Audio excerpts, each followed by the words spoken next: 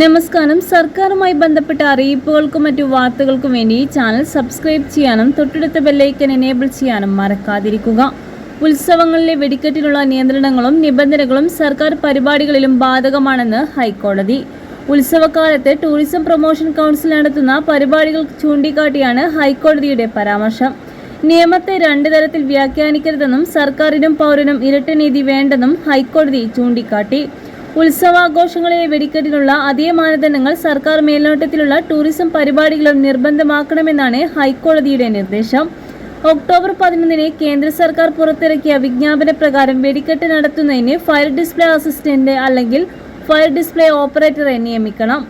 പുതുവത്സര ക്രിസ്മസ് ആഘോഷങ്ങളുടെ ഭാഗമായി ടൂറിസം പ്രൊമോഷൻ കൗൺസിൽ നിരവധി പരിപാടികളാണ് സംഘടിപ്പിക്കുന്നത്.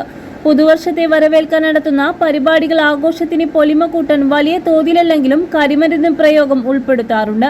ഹൈക്കോടതി നിർദ്ദേശത്തിന്റെ പശ്ചാത്തലത്തിൽ ഇക്കാര്യം പുനഃപരിശോധിക്കേണ്ടി വരും.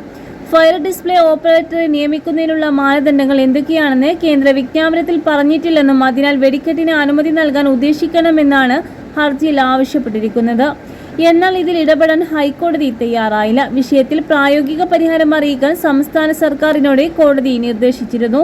ചട്ടങ്ങൾ നിലനിൽക്കുമ്പോൾ വെടിക്കെട്ടിനുള്ള അനുമതിക്കായി ഇളവ് നൽകാൻ സർക്കാരിനെ നിർബന്ധിക്കാനാകില്ല എന്ന് കേസ് പരിഗണിച്ച ജസ്റ്റിസ് ഈശ്വരൻ വ്യക്തമാക്കി.